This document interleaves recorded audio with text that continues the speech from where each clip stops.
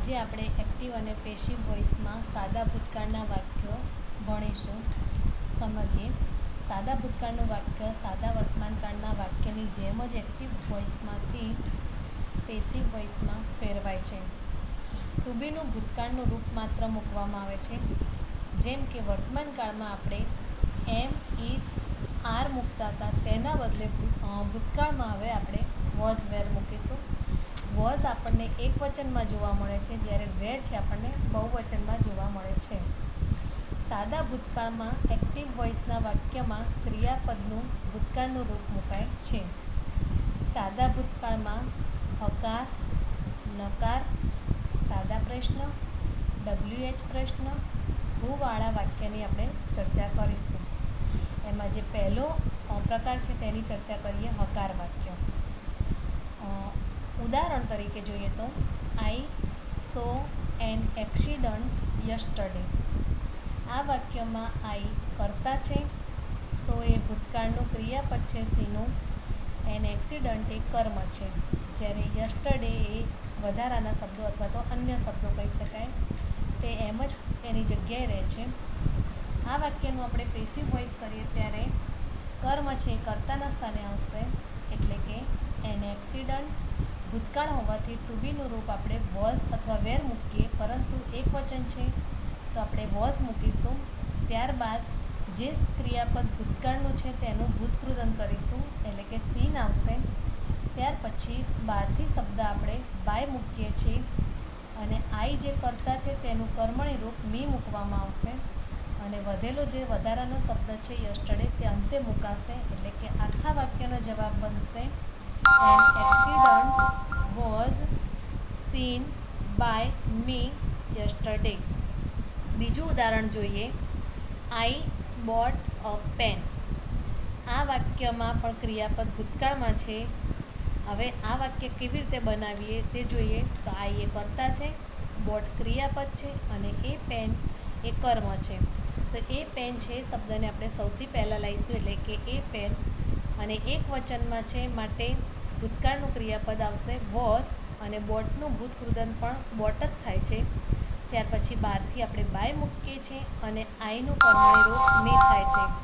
જવાબ બનશે આખા વાક્યનો a pen was bought by me. આ જ રીતે આપણે બીજા વાક્યો કઈ રીતે બને છે તેની ચર્ચા કરીએ.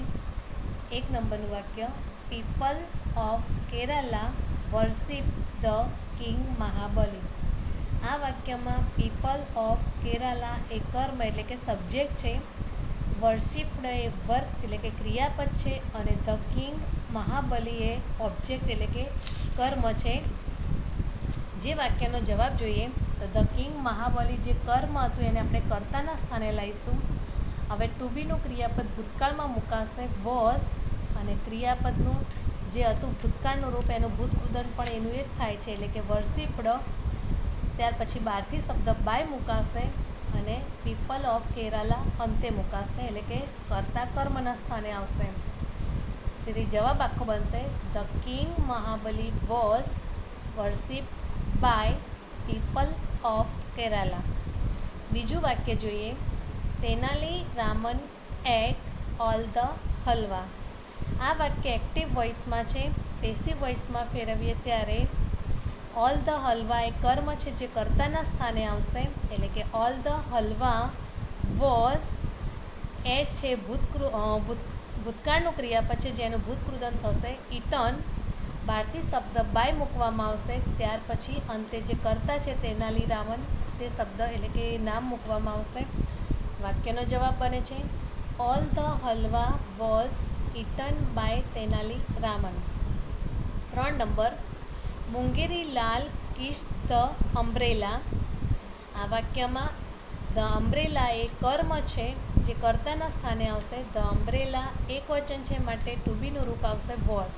કારણ કે ક્રિયાપદ આપણું ભૂતકાળમાં હોય છે માટે ટુ બીનું રૂપ પણ ભૂતકાળમાં જ લઈશું આપણે, વોઝ કિસ્ડ બાય, અને જે કર્તા છે તે કર્મના સ્થાને આવશે, એટલે કે મુંગેરીલાલ. તો the umbrella was kissed by Mungerilal. ચોથું વાક્ય, a rich man invited a pandit, જેમાં એ પંડિત એ કર્મ છે જે કર્તાના સ્થાને આવશે. એ પંડિત વોઝ ઇન્વાઇટેડ, તો ભૂતકૃદંત થશે પણ ઇન્વાઇટેડ, બહારથી શબ્દ બાય આવશે અને કર્તા જે છે અ રીચ મેન જે અંતે મુકાશે કર્મના સ્થાને એ રીચ મેન. પાંચમું વાક્ય છે the passengers threw the bags and bundles into the river. આ વાક્યમાં જોઈએ આપણે ધ બેગ્સ એન્ડ બંડલ્સ છે જે કર્મ છે જે કર્તાના સ્થાને આવશે, પરંતુ બે છે એટલે કે બહુવચન છે એટલે ટુ બીનું રૂપ પણ આપણને વેર આવશે અને થ્રુ જે છે ક્રિયાપદ તેનું ભૂતકૃદંતનું રૂપ થશે થ્રોન. ત્યાર પછી બહારથી શબ્દ આપણે બાય મૂકીશું અને જે કર્તા છે ધ પેસેન્જર્સ એ અંતે મૂકવામાં આવશે. ધ પેસેન્જર્સ કર્મના સ્થાને અને વધારાનો શબ્દ છે ઇન્ટુ ધ રિવર તેમના તેમ અંતે મૂકવામાં આવશે. અથવા તો આ જ વાક્યની અંદર ઇન્ટુ ધ રિવર શબ્દ બાયની પહેલાં પણ તમે લખી શકો છો અને ત્યાર પછી અંતે બાય ધ પેસેન્જર લખી શકો છો, જે નીચે પ્રમાણે છે જવાબ the bags and bundles were thrown into the river by the passengers. એટલે બેમાંથી કોઈ પણ એક જવાબ ચાલી શકે છે. નંબર 2 હવે બીજો પ્રકાર છે નકાર વાક્ય, તેની આપણે ચર્ચા કરીએ. તો સાદા ભૂતકાળના વાક્ય નકાર હોય તો ટુ બી ક્રિયાપદનું રૂપ વપરાશે વોઝ વેર બેમાંથી કોઈ પણ એક અને ત્યારબાદ તરત જ તેમની પાછળ આપણે નોટ મૂકીએ છીએ. દાખલા તરીકે ઉદાહરણ સમજીએ. She did not ask questions. આ વાક્યમાં ક્વેશ્ચન્સ જે કર્મ છે જેને આપણે કર્તાના સ્થાને લાવીશું, પરંતુ ક્વેશ્ચન શબ્દ બહુવચન છે તો ટુ બીનું રૂપ પણ આપણે બહુવચનમાં લેવું પડશે એટલે કે ક્વેશ્ચન્સ પછી વેર મુકાશે અને વાક્યમાં જે નોટ છે તરત જ એના પછી લેવો પડે આપણે એટલે કે વેર નોટ. અને આસ્ક જે ક્રિયાપદ છે ડીડ હોવાથી વર્તમાન કાળમાં મુકાશે, તો આપણે એનું ભૂતકૃદંત કરીશું તો આસ્કડ થશે, ત્યારબાદ બાય મુકાશે અને સીનું કર્મણી રૂપ આવશે હર. ત્યાર પછી બીજું ઉદાહરણ જોઈએ. She did not eat halwa. આ વાક્યમાં આપણે જોઈએ છે તો હલવા શબ્દ એક વચનમાં હોવાથી ભૂતકાળના ટુ બીનું ક્રિયાપદ આવશે વોઝ નોટ, ઈટનું ભૂતકૃદંત થશે ઈટન, બાય અંતે સીનું કર્મણી રૂપ થશે હર. એમાં હવે બીજા ઉદાહરણો અથવા બીજા વાક્યો જોઈએ આપણે. એમાં પહેલું વાક્ય છે William Tell did not use the second arrow. જો વાક્યના જવાબમાં જોઈએ તો ધ સેકન્ડ એરો છે કર્મ છે જેને કર્તાના સ્થાને લઈશું આપણે. ત્યાર પછી એક વચનમાં છે તો ટુ બીનું રૂપ આવશે વોઝ, નકાર છે તો નોટ અને યુઝનું કૃદંત થશે યુઝડ.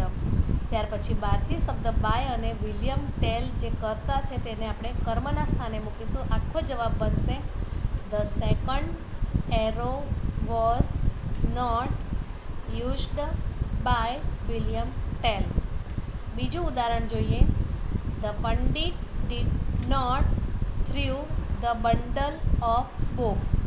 જવાબ બનાવીએ તો ધ બંડલ ઓફ બુક્સ છે એક વચનનો શબ્દ છે. બુક્સ શબ્દ આપણને બહુ વચન લાગે છે પણ એ બધી બુક્સ ભેગી કરીને એક બંડલ બનાવ્યું છે જે એક જ છે, માટે વોઝ આવશે ટુ બીનું રૂપ. ત્યાર પછી નોટ મુકાશે અને થ્રો છે એનું ભૂતકૃદંત થશે થ્રોન. બહારથી આપણે બાય લઈએ છીએ અને ત્યારબાદ જે કર્તા છે તેને આપણે કર્મના સ્થાને મૂકીશું. જવાબ બનશે the bundle of books was not thrown by the pandit. Number 3 વાક્ય. Tenali Raman did not catch the naughty boy. Answer થશે ધ નોટી બોય જે કર્મ છે જે કર્તાના સ્થાને આવશે. ત્યાર પછી ટુ બીનું રૂપ છે વોઝ ભૂતકાળને અનુરૂપ આવશે. એક વચન હોવાથી વોઝ આવશે, નોટ તરત જ લેવું પડે. ત્યારબાદ કેચનું આપણે ભૂતકૃદંત લેવાનું છે. કોટ ભૂતકાળ પણ કોટ થાય અને ભૂતકૃદંત પણ કોટ થાય, પણ આપણે વાક્યમાં હંમેશા ભૂતકૃદંત જ લખીએ છીએ. ત્યાર પછી બાય બહારથી લઈએ છીએ અને છેલ્લે જે કર્તા હોય તેને કર્મના સ્થાને લખીશું. The naughty boy was not caught by Tenali Raman. Number 4 the farmer did not open the door of a trap again. તો the door of a trap એક વચનમાં છે માટે વોઝ ટુ બીનું રૂપ, અને નોટ ત્યાર પછી ઓપનનું ભૂતકૃદંત થશે ઓપન. અગેન આપણે આગળ પણ લઈ શકીએ છીએ અને અંતે મૂકવું હોય બાય પછી તો પણ પાછળ મુકાય છે બાય, અને છેલ્લે જે કર્તા છે તેને આપણે કર્મના સ્થાને લખી શકીશું. પાંચમું વાક્ય છે William Tell did not obey Gessler's command. તો આન્સર બનશે ગેસલર્સ કમાન્ડ.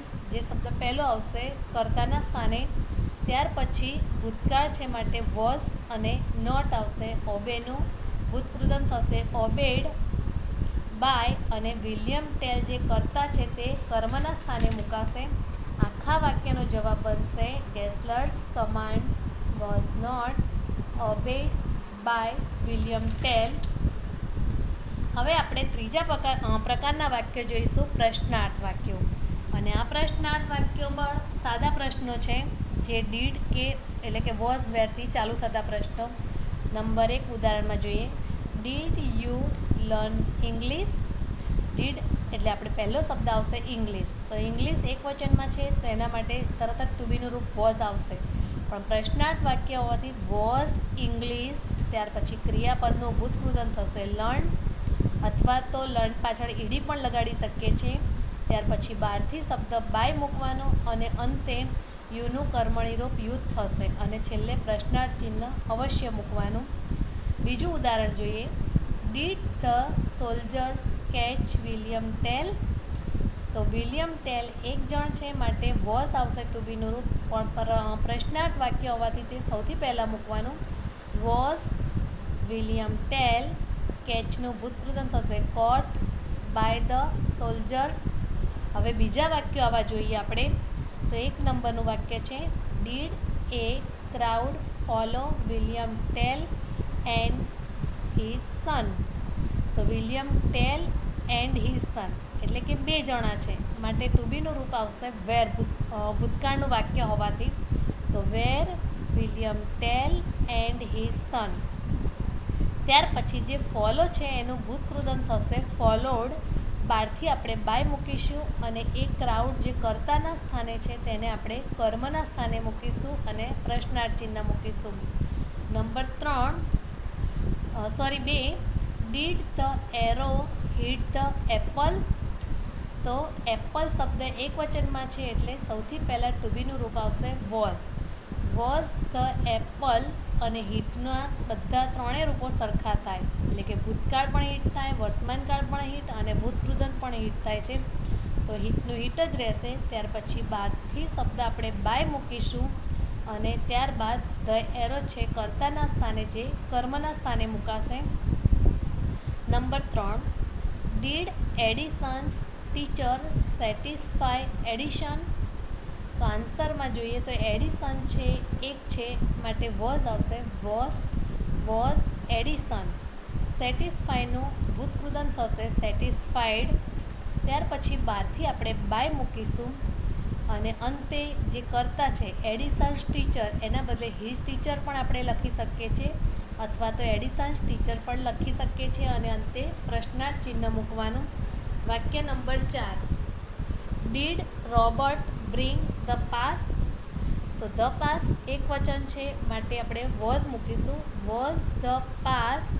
બ્રિંગનું ભૂતકૃદંત થશે બ્રોટ, ત્યાર પછી બાય અને અંતે આપણે રોબર્ટ કર્તા છે તેને કર્મના સ્થાને લખી શકીશું અને પ્રશ્નાર્થ ચિહ્ન. 5મું વાક્ય છે, did Robert spread the rumour. જે વાક્યમાં તમે જોઈ શકો છો કે રૂમર જે કર્મ છે તેને કર્તાના સ્થાને લઈશું, તેને અનુરૂપ ટુ બીનું રૂપ છે પહેલાં મૂકીશું. એટલે કે એક વચન છે તો વોઝ આવશે. Was the rumour. અને જેમ હિટ હતું એ રીતે સ્પ્રેડના પણ બધા રૂપો સરખા થાય છે, તો ત્રીજું રૂપ એટલે કે ભૂતકૃદંત પણ સ્પ્રેડ થશે. ત્યાર પછી આપણે બાય બહારથી મૂકીશું અને અંતે જે નામ છે રોબર્ટ કર્તા તેને આપણે કર્મના સ્થાને મૂકીશું. હવે આપણે ચોથો પ્રકાર છે જે WH વાળા પ્રશ્નો તેની ચર્ચા કરીએ. તો ઉદાહરણ તરીકે જોઈએ, when did she give the gift. તો સૌથી પહેલાં તો જ્યારે આવું વાક્ય હોય ત્યારે જે પણ શબ્દ હોય પ્રશ્નાર્થ સૂચક એને પહેલો જ આન્સરમાં લખી દો એમને એમ, એટલે વેન. ત્યાર પછી did she give the gift. આ વાક્ય આપણે આગળ સાદા પ્રશ્ન ભણી ગયા તેના જેવું જ થઈ જશે વાક્ય, અને તેનો જવાબ હવે એ જ રીતેથી બનાવીશું.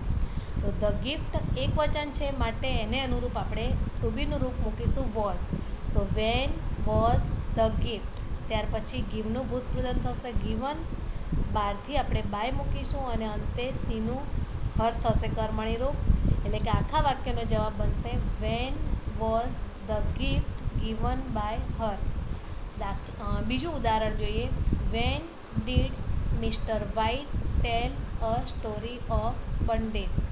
તો આ વાક્યમાં આપણે જોઈ શકીએ છીએ સૌથી પહેલાં વેન મૂકો, ત્યાર પછી એ સ્ટોરી ઓફ પંડિત છે તેને એક વચન છે એટલે આપણે વોઝ મૂકીશું. તો when was a story of pandit. ટેલનું ભૂતકૃદંત થશે ટોલ્ડ. ત્યાર પછી બહારથી બાય મૂકીશું અને અંતે જે બોલનાર એટલે કે મિસ્ટર વ્હાઇટ છે કરતા તેને આપણે કર્મના સ્થાને લખીશું. ત્યાર પછી એવા જ બીજા વાક્ય જોઈએ. તો એક વાક્ય છે where did you keep your gift. આ વાક્યમાં તમે જોઈ શકો છો કે વેર છે પહેલાં મૂકી દો એમને એમ, ત્યાર પછી did you keep your gift. આ વાક્યને આપણે સાદા પ્રશ્નની જેમ ફરીથી બનાવીએ તો યોર ગિફ્ટ એક વચન છે એટલે વોઝ યોર ગિફ્ટ પ્રશ્નાર્થમાં મુકાશે. ત્યારબાદ કીપનું ભૂતકૃદંત થશે કેપ્ટ. બહારથી બાય અને અંતે યુ મુકાશે પ્રશ્નાર્થ ચિહ્ન. તો જવાબ બનશે where was your gift kept by you. બીજું વાક્ય જોઈએ. Why did the priest reject Yato's gift.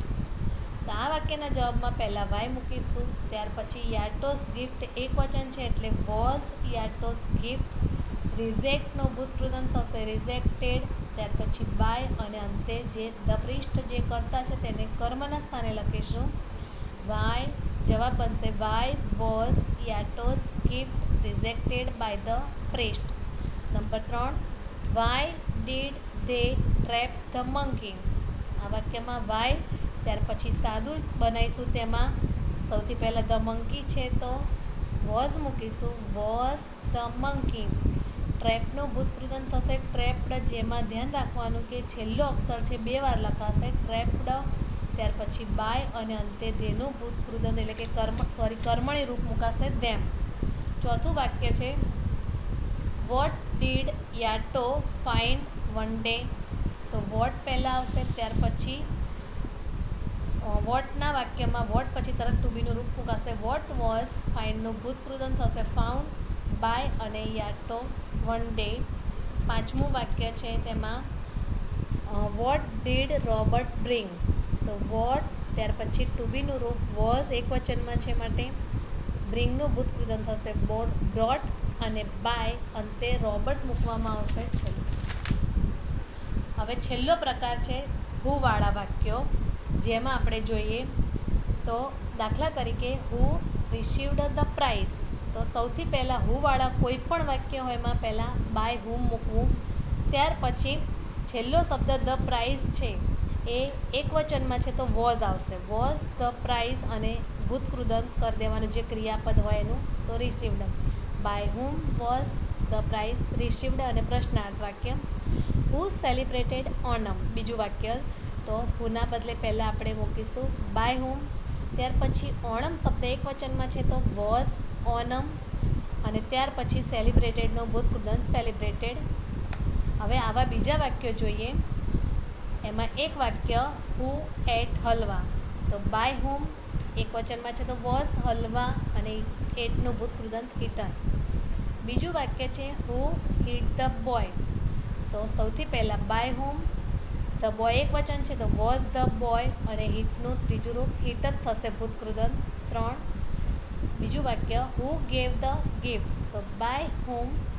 Gifts શબ્દ બહુવચન છે તો વેર ધ ગિફ્ટ્સ અને ગેવનું ભૂતકૃદંત થશે ગિવન. ચોથું વાક્ય હુ સો અ ડિયર. તો હુને અનુરૂપ પહેલાં આવશે બાય હુમ. એ ડિયર એક જ છે તો વોઝ અ ડિયર અને સોનું ભૂતકૃદંત થશે સેમ. પાંચમું વાક્ય હુ કોંગ્રેચ્યુલેટેડ ધ ડિયર. તો હુ હોય તો બાય હુ મૂકવાનું. ત્યાર પછી ટુ બીનું રૂપ ધ ડિયર એકવચન છે તો વોઝ ધ ડિયર, અને કોંગ્રેચ્યુલેટેડનું ભૂતકૃદંત પણ કોંગ્રેચ્યુલેટેડ થશે, અંતે પ્રશ્નાર્થ ચિહ્ન. એટલે કે આપણે ભૂતકાળમાં પણ હવે 5 પ્રકારના બધા જ વાક્યો જોયા છે, તે આપણે સમજીએ સારી રીતે કરી છે.